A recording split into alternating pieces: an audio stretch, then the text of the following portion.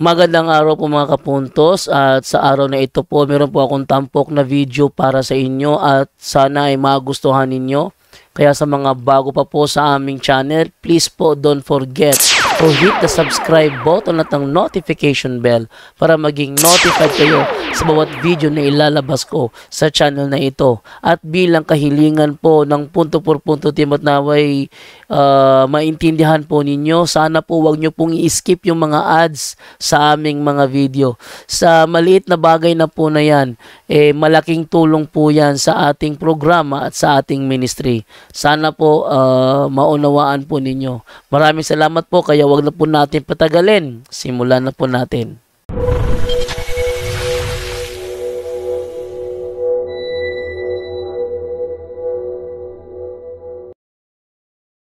Magandang araw mga kapuntos, at sa pagkakataong ito may tatalakayin naman po ulit tayo. Ito ay may kinalaman kay Denmar Santiago. Straight to the point, live! At sa pagkakataong ito, kung naalala ninyo, ating himay-himayin noong siya ay nasa Katoliko pa lang, napaka-honest niyang magturo.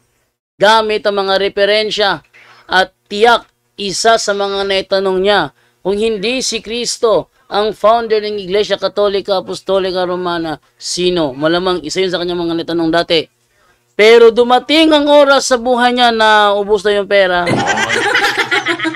Wala nang allowance. Kasi pagiging save din, wala naman silang backup. Siyempre, nakita niya ang pagkakaiba sa ministry ng Catholic Faith Defender at ng Seventh-day Adventist. No? Sa Catholic Faith Defender, nakita niya mga membro na talagang gumagawa, walang sweldo. Kung kailangan ng budget, sariling bulsa ang ginagamit.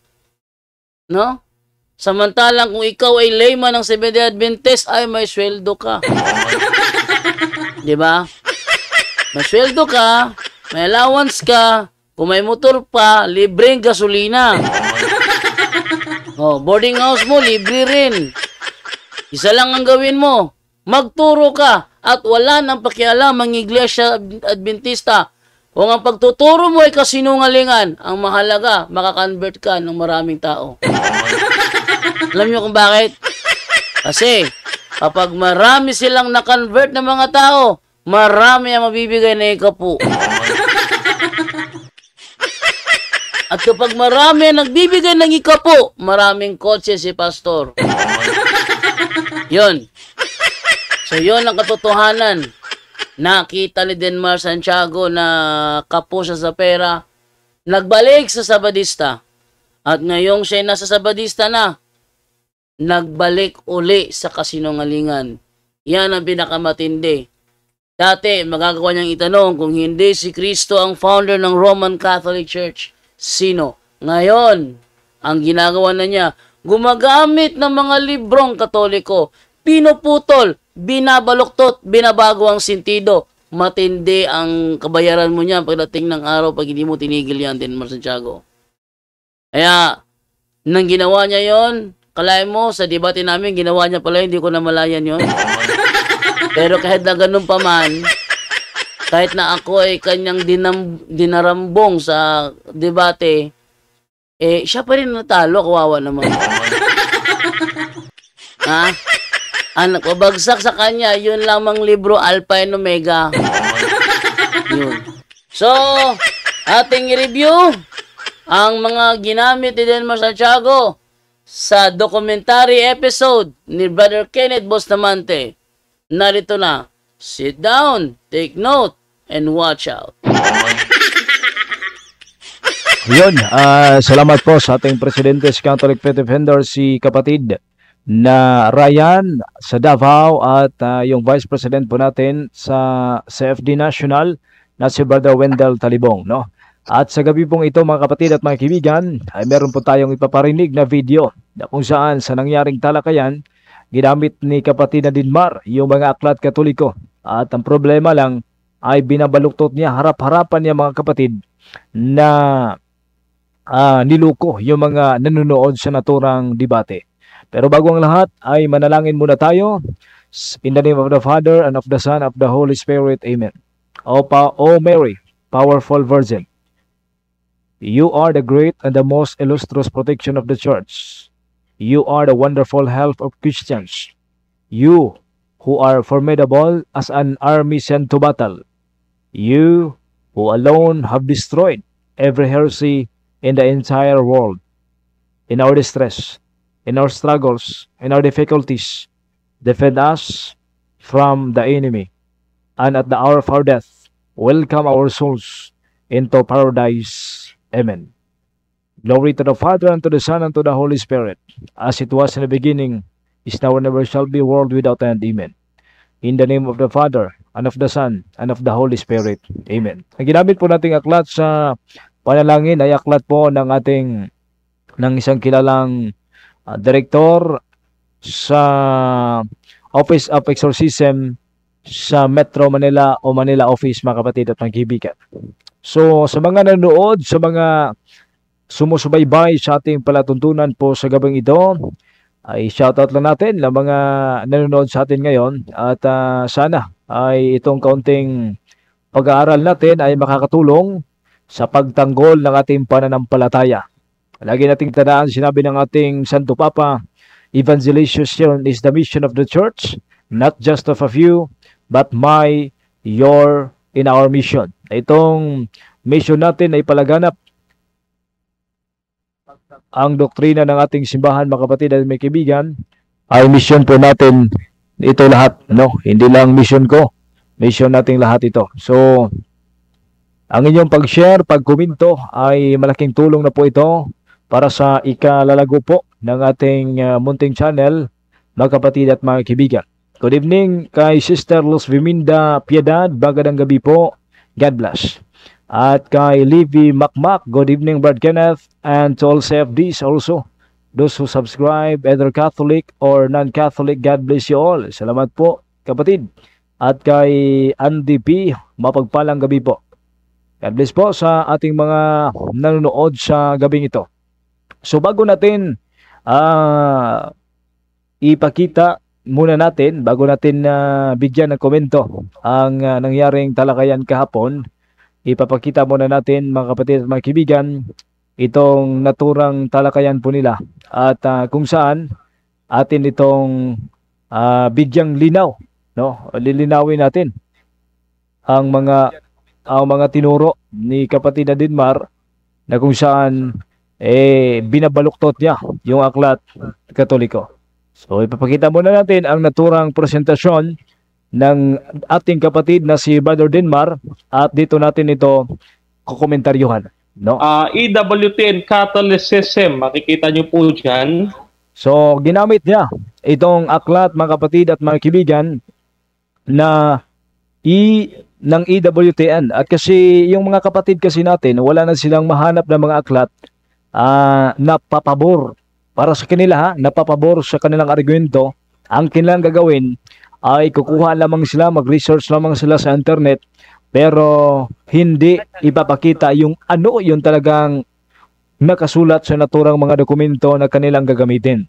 So ngayon, ginamit niya itong post ng isang pare na si Father William G. Most, na kung saan tinalakay ng paring ito, si Father William, the identity and marks of the Church. So ngayon, ano yung kanyang presentasyon, no? Sa tingin niya kasi, itong presentasyon niya papabor sa kanya na itong Katoliko umano ay hindi tatag at hindi tunay na iglesia. Hindi tatag ng ating Panginoon at hindi tunay na iglesia. Papakita natin yung kanyang mga referensyang ginamit sa gabing ito. Catholicism, Teachings, Catholic Church, Basic Doctrine and Identity, the Marks of the True Church.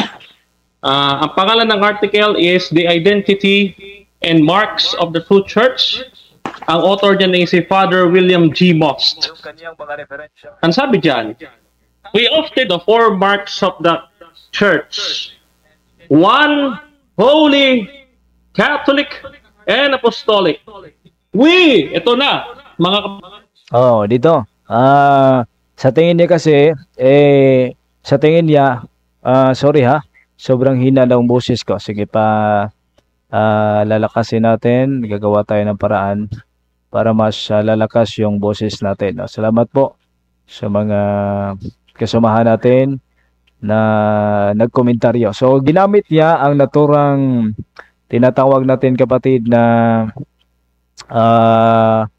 reference na nababasa po nila sa internet. So, sabi ko kanina, wala na kasi silang mga aklat na makakatulong sa kanila para atakihin yung simbahang Katoliko, natatag ng ating Panginoon. Ang kanilang ginamit yung mga nasa internet. Tingnan natin kung papabor ba, no? Kay Brother Dermar, itong ginagamit niya ng mga tinatawag nating mga referensya. So, pakinggan natin. Pakinggan yung maigi. Uwi! Uwi. So, ibig sabihin, inangkin ng naturang pare na isa siyang Katoliko because sinabi niya, we. Do not mean that these are distinctive enough to prove that the Catholic Church is the only Church of Christ. Ibig sabihin, mga kapatid, sa Tagalog, hindi daw ito sapat na batayan upang patunayan ng negative sa pagkakataong ito na sila ang tunay na iglesia. No? Hindi sila ang tunay na iglesia ni Kristo. Yan. Sabi. So, yun. Ginamit niya ang naturang aklat na nagpapatunay umano na yung Catholic Church ay hindi tunay na iglesia ni Kristo ayon sa kaniyang pag-unawa.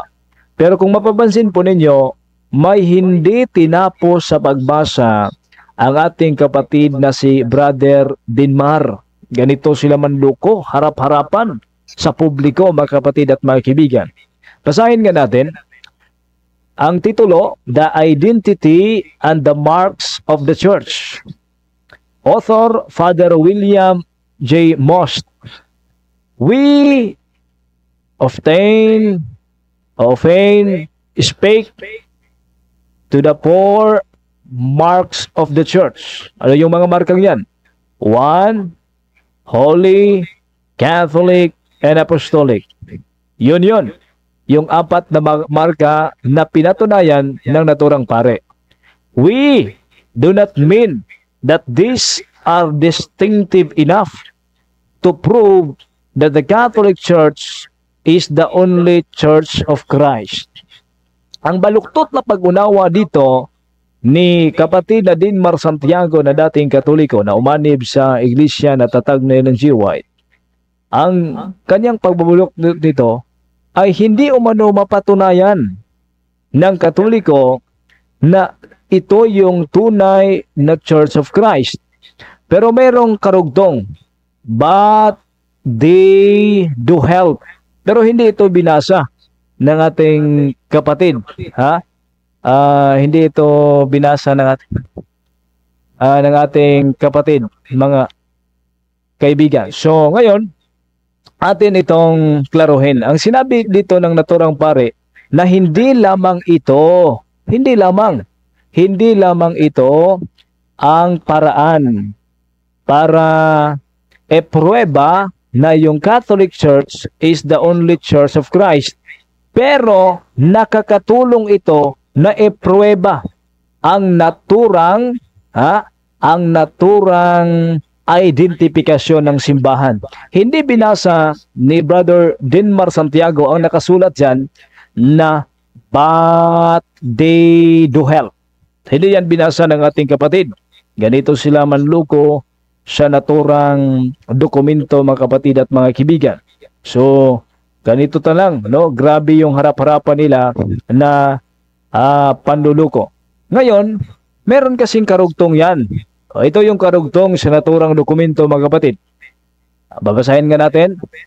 We say the church is holy, not in the sense that all members are holy, for from it, but the founder give all the needed means to make people holy. Sino pang founder na ito? Ating pagpatuloy. The church is Catholic because it is universal.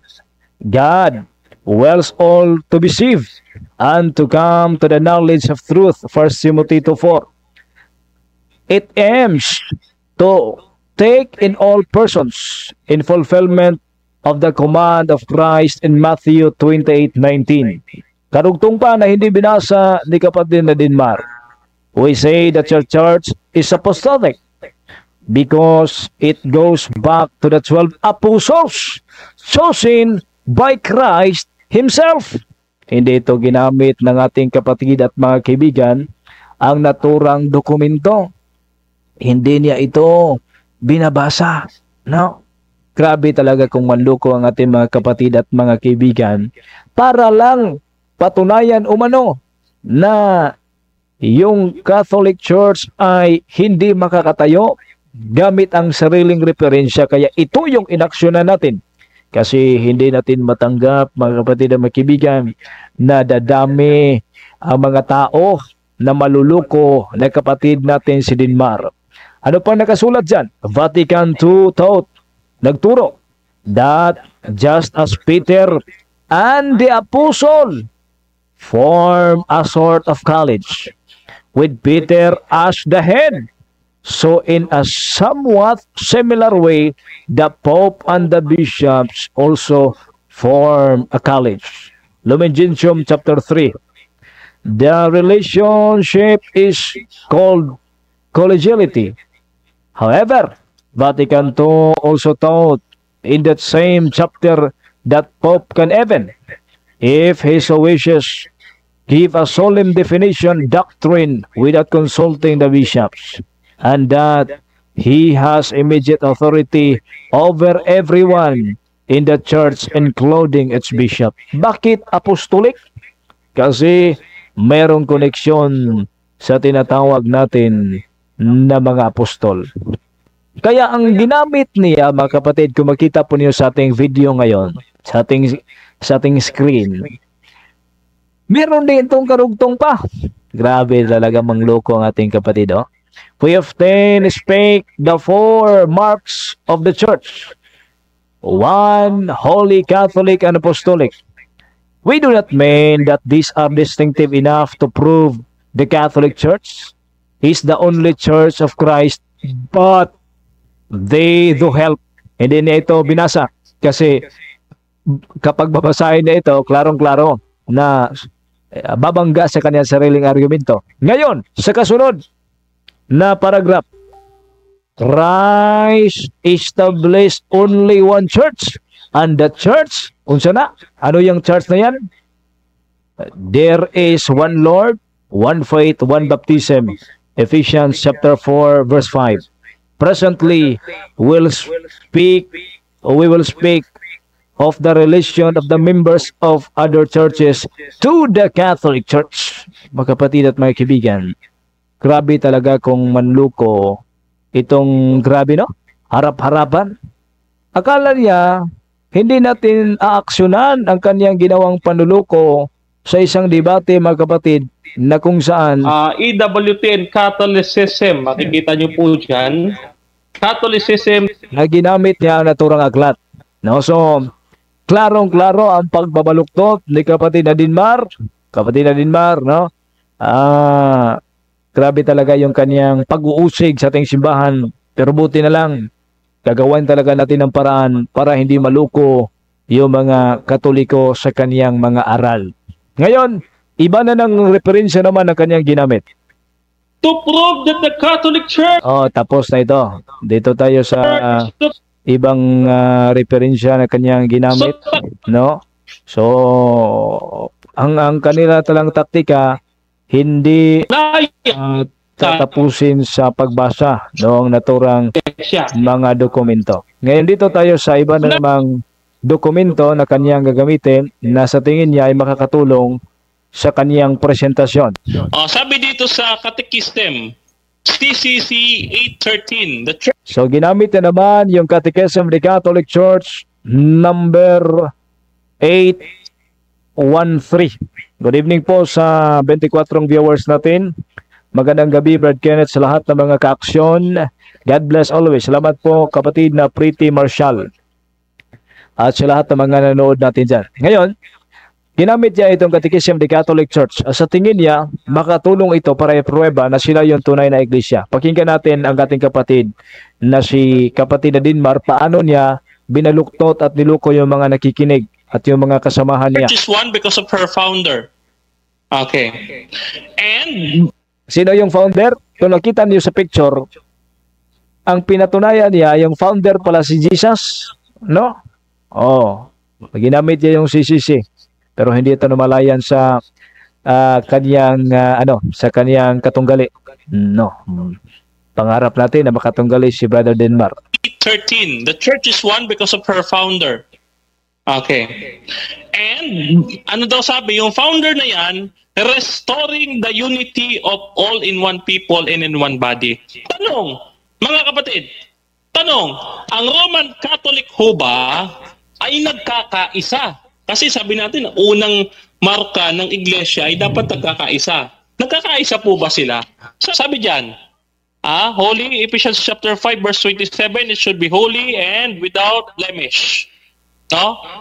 Diyan sa Catholic Answers, makikita natin ang title, On Your Works, the Church is... Oh, so balikan natin yon bago itong Catholic Answers. Babalikan natin yung kanyang ginamit na Catechism of the Catholic Church. And ano daw sabi, yung founder na yan, restoring the unity. Oh, ginamit niya pero hindi niya naman tinapo sa 13, pagbasa. the church is one because of Grabe her talaga. founder. Okay. And ano daw sabi, yung founder The church is one because of her founder. Ang church na tinutukoy dito, kasi ginamit niya yung Catholic Church para atakihin at ginamit niya ang Catechism of the Catholic Church. Ang church kaya pala dito na kaniyang tinutukoy, the church is, ang church dito ay yung Catholic Church, is one because of her founder. Ano yung picture sa ibaba? Sino yan? Si Jesus? Akala ko ba galit ito sa mga picture sila? Nilagyan ng picture yan na ang founder pala niyan ang ating Panginoong Jesucristo. Hindi ito nakakatulong sa presentasyon ni Dinmar Santiago kasi pinatunayan niya na yung Catholic Church yan ay founded by Christ. No? The church is one because of her founder. Pero kung tingnan po ninyo, hindi niya tinapos sa pagbasa dyan. na yan, restoring the unity of all in one people and in one body. Tanong, mga kapatid, tanong, ang Roman Catholic ho ba ay nagkakaisa? Yes, nagkakaisa. Kapag ang iyong pagbasa, kapatid na Dinmar, ay klaruhin mo, hindi yung basahin mo, ano lang yung gusto mo. Ngayon, ipapakita natin ginamit niya Catechism of the Catholic Church number 813. Babasahin natin ito sa kumpleto. Grabe naman ito kung manluko.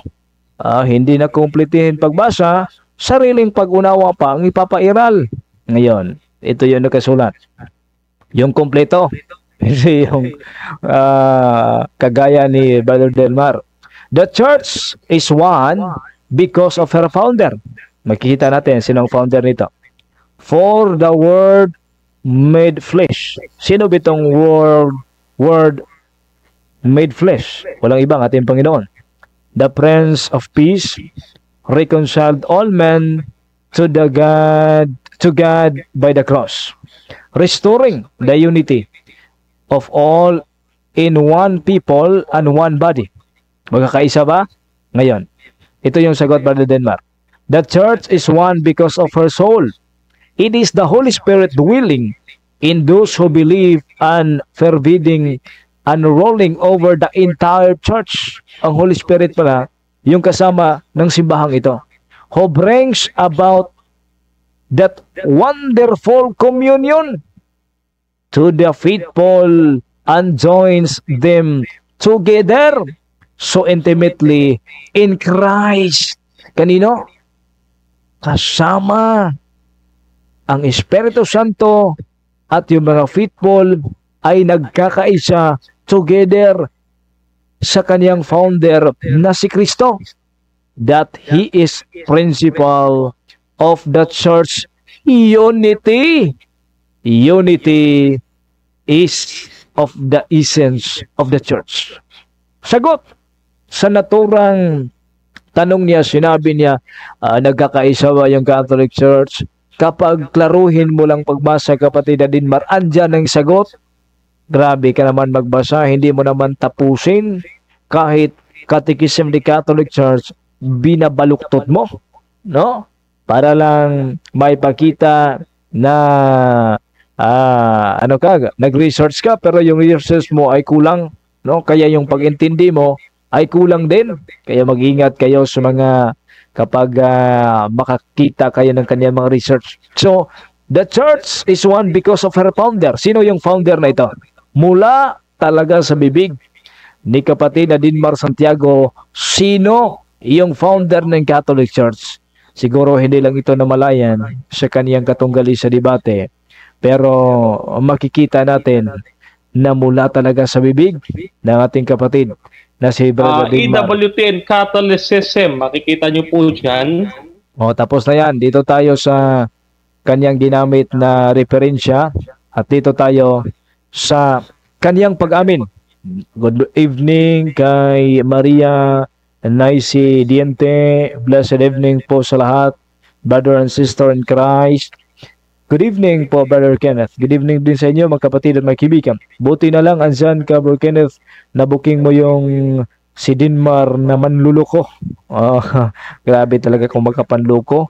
Harap-harapan, no? Harap-harapan talaga. Ngayon, mula talaga sa kanyang bibig, hindi lang ito siguro namalayan sa kanyang katunggali, pero sa kanyang bibig mismo, mga kapatid at mga kaibigan, ito yung nakasulat. O, ito yung kanyang sinabi. Pakinggan natin. No? Diyan sa Catholic Answers, makikita natin ang title, On Your Works, the Church is Holy. So, ginamit niya yung Catholic Answers. Sino ba itong mga author ng Catholic Answers? Ito yung mga dating protestante na naging tagapagturo na ng panampalatayang Katoliko. No? Gaya ni Jimmy Akin, sa lahat-lahat pa, no? Na mga magigiting na mga tagapagtanggol ng ating panampalataya. Dito natin naklaro kung sino talaga yung founder ng Catholic Church ayon sa bibig ni Dinmar Santiago. Pakinggan nating maigi, mga kapatid at mga kaibigan. Diyan sa Catholic Answers, makikita natin ang title, On Your Works, the Church is Holy. The Church is holy. She is holy because her founder, Jesus Christ, is holy. Nan! Yun! Narinig mo ba yon? Narinig po ba ninyo yon? Bakit tinatawag na holy? Pakinggan natin ulit. Ha? The church is holy. She is holy because her founder, Jesus Christ, is holy. Yun! Yun! Yun yung pag-amin ni Brother Dinmar, no? Siguro hindi lang namalayan sa kaniyang katunggali na grabe yung pag-angkin, no, ni Brother Dinmar na walang ibang tatag ang ating Panginoon at tinatawag na holy. Bakit tinatawag na holy yung Catholic Church, kapatid na Dinmar? No? Diyan sa Catholic Answers, makikita natin ang title, On Your Works, the Church is Holy. The Church is holy. She is holy because her founder, Jesus Christ, is holy. Yan. Salamat sa iyong salamat sa iyong pag-amin, kapatid na Dinmar, na sino yung founder at bakit naging holy, sapagkat ang founder nito ay si Kristo na banal. The works, the church is holy. The church is holy. She is holy because her founder, Jesus Christ, is holy. Sino yung yung simbahan na yan? Natin ang title, On Your Works, the Church is Holy. The church is holy. She is holy because her founder, Jesus Christ, is holy. Yan. So, salamat sa iyong pag-amin. Si Father Darwin pa yung magsabi, yung kasabayan ni Father Darwin, ang isda ay nakuha sa sariling bibig. Nakita at naklaro po natin, no? Dito ho sa iba pang referensya na kanyang ginamit at gagamitin, pero ipapakita natin ano yung talaga nakasulat dyan, mga kapatid at mga kaibigan. So, pakinggan natin yung kanyang ginamit na aklat. The True Meaning of Catholic, study.com, Academy. So, the true meaning of Catholic, slash Catholic, meaning, as an adjective, Catholic refers to a person who is palakihan natin ha, para makita po ninyo yung mga dokumento na hindi niya ginamit o kinilaro, no? Sa kanyang pagbabasa, mga kapatid at mga kaibigan. So, try natin palakihan ang naturang paano ba to? Naturang, pero nandito ako, nandito sa ating mga kamay, yung naturang aklat, mga kapatid at mga kaibigan, na grabe talaga, no? Hindi niya tinapos sa pagbasa. Ganito talaga yung kanilang argumento, no? Hindi nila tatapusin sa pagbasa. Pero ang mga aklat na yan, kung makita po ninyo, ang mga aklat na yan ay nagpapatunay na the Catholic Church founded by Christ, no? Hindi nakasulat siya na hindi founded by Christ, pero yung kaniyang pag-intindi, grabe yung binaluktot ng kaniyang pag-intindi of the Catholic Church. Diyan sa baba, mapapansin nyo yung newadvent.org, and sabi diyan, the Catholic Church, no? Ayan, the Catholic Church is universal. Yan ho, adjective ho yan ha. Tumutukoy sa tao na member ng Catholic Church or tumutukoy bilang paglalarawan sa church na universal, pang sanlibutan. Wala namang argumento dyan na ang magagamit ni Brother Dinmar, kasi totoo naman na Catholic means universal from Greek Catholicos. Ngayon, ang Seventh-day Adventist po ba? Next slide please. So wala siya napatunayan dyan, so kumambyo ng ibang reference. Those Seventh-day Adventists included in all mankind. So pinatunayan na dito na sila umano ay Catholic din. Pakinggan natin. Yan ang tanong. Kasi mapapansin niyo dito yung catechism nila. So catechism na naman, iba namang aklat na pambabaluktot. Pakinggan natin. Catechism 836, no? Who belongs to the Catholic Church? Sino ho daw kabilang sa Catholic Church? All men. Sa Tagalog, lahat ng tao ay tinawag saan daw? To this Catholic unity of the people of God. Ano pa? No, belong or ordered the Catholic faithful, others who believe in Christ. Kami, yung iba na meron ng kami ha. Iniwala kay Kristo. Meron bang nakasulat dyan na SDA? Wala naman nakasulat dyan. So, and finally, all mankind called by God's grace by salvation. So, kami daw, belong kami sa Catholic Church according sa Catechism. So, belong daw sila sa Catholic Church. Mangarap ka, Brother Dinmar, no? Paano ka mabilong, hindi mo tinatapos yung nakasulat din dyan, no? Walang, hindi namin ugali na yung katulad mo na magbasa na hindi tatapusin. Ayun ba yung kompletong nakasulat? Dito naman natin, i-action na naman natin ito. Kasi ginamit yung Catechism of the Catholic Church 836. Hindi niya ginamit yung 837 na may karugtong. Fully incorporated. Yun palang Catholic Church na maging member ka nito at bahagi ka ng church sa ito, fully incorporated. Ano ba incorporated? Kasama. No. Fully incorporated into society of the church are those who, sino yon? Possessing the Spirit of Christ. Accept all the means of salvation given to the church, together with her entire organization. Tinanggap ang buong organisasyon. And who, by the bands constituted by profession of faith, may profession of faith. Ito yung credo natin. The sacraments, yung nagpapasailalim sa mga sakramento. Yon yung tunay na member at kabilang sa naturang simbahan. Nagpapasailalim sa ecclesiastical government. Ibig sabihin, sa Santo Papa, sa Obispo at sa Kaparian. And communion, kasali, are joined in the visible structure of the Church of Christ, who rules here through the Supreme Pontiff and the bishops. Paano naman sila maging kabilang, maging Santo Papa, inaatake nila? Diba? Kaya pangarap lang yon ni kapatid na Dinmar, no? Ano yung pangarap? EWT and Catholicism, makikita nyo po. Ano yung pangarap na? Ito, pakinggan natin. Kristo, and finally, all mankind called by God's grace by salvation. So, kami daw, belong kami sa Catholic Church according sa Catechism. Yan, sariling interpretasyon, no? Paano ka nabiling? Inaatake mo yung simbahan, lumabas ka at pumunta ka sa siktang tatag lamang ng tao, no?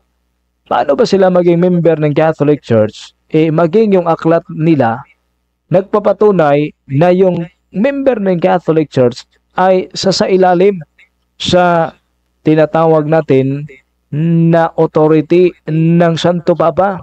Pakinggan natin o basahin natin yung kanilang aklat na Alpha and Omega Volume 8. Ito yung cover. At meron talagang itong sa baba ng Omega PPH yan. No? Kasi sabi nila, PK yung aklat yan, walang PPH. Pero ang naturang aklat, klarong-klaro na may PPH. Ito yung nakasulat. Catholic Church, a universal Christian church. Ano? Universal Christian Church, whose doctrinal base was formed by the absorption of Greek philosophy, neighboring religions, yan, into the views held by the Apostolic Church. Canonically, the Catholic Church developed into a strictly hierarchical system with the Pope and its summit. Ang Catholic Church pala, mga kapatid at may kaibigan, ito yung tinatawag natin na simbahan na sumailalim sa hierarkiya na kung saan ang nangunguna yung Santo Papa. Kaya grabe talaga yung kanilang ginawang pagbabaluktot, pero napakaganda at napakatalino ng ating Panginoon. Kasi kahit sa sariling bibig ng ating kapatid na umaatake sa ating simbahan na si Brother Dinmar Santiago, siya na mismo ang nagsabi. At ano yung sinabi niya?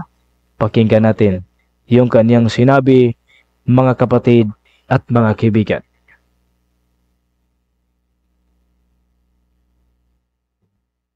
Bakit ayaw itong gumana? EWT and Catholicism, makikita. Ano yung sinabi niya? Ngayon, ito yung sinabi ng ating kapatid na si Brother Dinmar. Natin, ang title, On Your Works, the Church is Holy. The Church is holy. The Church is holy at tinutukoy yan the Catholic Church. She is holy because her founder, Jesus Christ, is holy. Yan. Salamat, Brother Dinmar. No? Na kahit yung mga ginawa mong pambabaluktot ay naklaro natin na inamin nyo pa rin sa lahat sa harap-harapan mismo na naging holy yung Catholic Church dahil po no sa kaniyang founder, hindi po dahil sa mga member lamang, no. Even though yung simbahan ay yung kaniyang rule to sanctify, to govern, at meron talagang mga kakulangan, lalong-lalo na yung mga sakop nito, pero hindi nawawala ang pagiging holy nito dahil sabi mo, ang founder nito mismo na si Kristo ay banal. Her works, the Church is holy. The Church is holy. She is holy because her founder, Jesus Christ, is holy. Yan. Hindi siya dinugtungan, no? Napakalinaw at napakaganda ng iyong pag-amin, kapatid na Dinmar. Good evening kay Maria Naisediente. Sabi, hindi sila naniwala sa history. Nabasa din pala sila. Hindi, meron akong dokumento dito. Hanapin ko, ha, na gumamit sila ng history. Teka lang. Kunin ko muna, mga kapatid.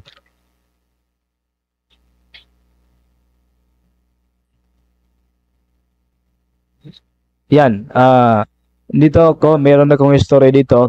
Aklat ito ng Seventh-day Adventist. Ang diskarte sa pag-atake.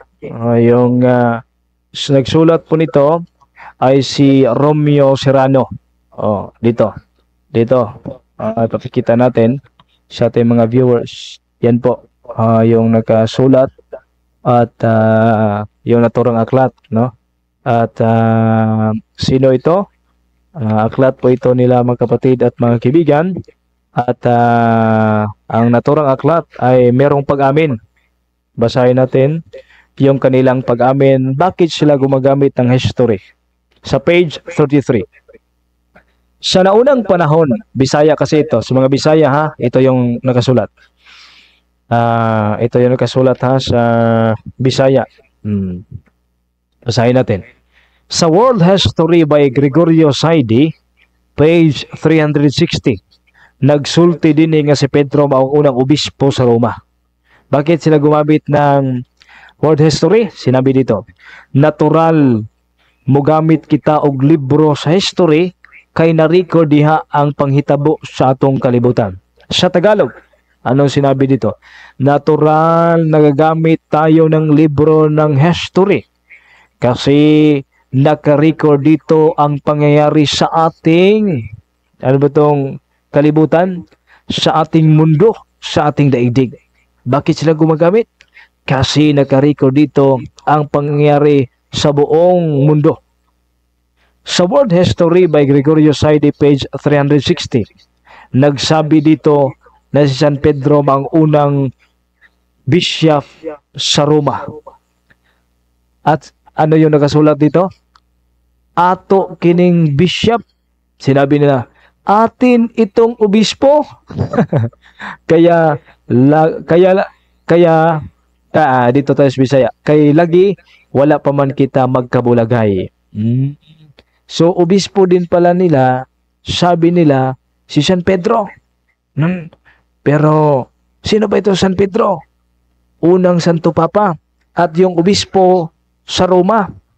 Kung obispo nila si San Pedro sa Roma, ano ba yung posisyon ng tao pag maging obispo ka sa Roma? Babasahin natin yung Alpha and Omega na sa ating mga kamay. Dito tayo sa Pope. Dito tayo sa definition ng Pope, mga kapatid at mga kaibigan. So ito yung nakasulat. Pope. Dito tayo sa definition. Dito tayo sa definition ng Peter. Dito. Ito yung aklat na yan. Ito yung nakasulat. Peter was the first bishop of Rome, and the popes thus claimed to be successors of his office. Si San Pedro, yung unang obispo umano sa Roma, pero sa isang aklat, inamin nila na kanila umano itong obispo. Grabe yung kanilang pag-amin. Ano ba yung obispo sa Roma? Ang nakasulat dito, Pope Papacy, the Bishop of Rome. Ano yung Pope? The Bishop of Rome in his office as a leader of the whole Catholic Church. Ito mga aklat kasi nila, kaya nila sinasabi na kasi pag tayo magbasa klaruhin natin yung pagbabasa, hindi gaya nila na hindi tatapusin sa pagbasa, mga kapatid at mga kaibigan, no? Sa aklat na ito, sinabi nila na ang obispo umano nila tinatawag natin na Pope, si San Pedro. At si San Pedro, ayon sa kanilang aklat, hindi pala nila obispo ng Catholic Church. So nagkakasulangat, no? Grabe yung salungatan sa kanilang mga aklat. Magandang gabi, Brother Kenneth, mula kay Berna Ibarsabal. Good evening po sa inyo mga kapatid. Hilig po gumaya ng Iglesia ni Manalo Putol. Salamat, Brother Kenneth. Salamat din po sa iyo, kapatid. Good evening, brother. God bless. Good evening, Nino Bahian. LV Gaik, magandang gabi. Lelevet Limara, magandang gabi po. Salamat po sa inyong pagsunod dito sa ating programa. Ang inyong mga komento po ay napakahalaga. At yung mga pag-subscribe po ninyo, pag-share po ninyo, ay makakatulong na po ito para sa ikakalago ng ating munting channel. Bukas, sama-sama po tayo sa channel ni Father Darwin sa punto por punto. Iba na namang talakayan ang ating mahantungan, mga kapatid at mga kaibigan. Hanggang sa muli, Salamat sa patuloy niyong pagsunod at pakishare na lang po para marami po yung matulungan natin. Sabi ng ating Santo Papa, evangelization is the mission of the church, not just of a few, but my, your, and our mission. So, bago tayo magtapos, atin munang hingin ang patnubay ng ating Panginoon at sa ating mahal na ina. So, gagamitin po natin sa prayer natin ang libro ni Father Jose Francisco Siquia. In the name of the Father, of the Son, of the Holy Spirit. Amen. O Mary, powerful Virgin, you are the great and the most illustrious protection of the Church. You are the wonderful help of Christians. You who are formidable as an army sent to battle. You who alone have destroyed every heresy in the entire world. In our distress, in our struggles, and our difficulties, defend us from the enemy. And at the hour of our death, welcome our souls into paradise. Amen. Glory to the Father, and to the Son, to the Holy Spirit, as it was in the beginning, is now, and ever shall be, world without end. Amen. In the name of the Father, and of the Son, of the Holy Spirit. Amen. Salamat po sa inyong patuloy na panonood, mga kapatid at kaibigan. Sana ay nakakatulong po tayo sa ating munting programa. At yung mga may katanungan po, mag-comment naman po kayo. Kasi sagutin natin sa punto por punto at aksyonan natin yung mga maling turo, yung mga maling pag-unawa sa ating mga aklat. Kasi ito yung trabaho natin, ang depensahan yung mga aklat natin para hindi naman maligaw yung mga kasamahan natin na inosente sa ating mga aklat. Mabuhay po tayong lahat. Glory to God in the highest.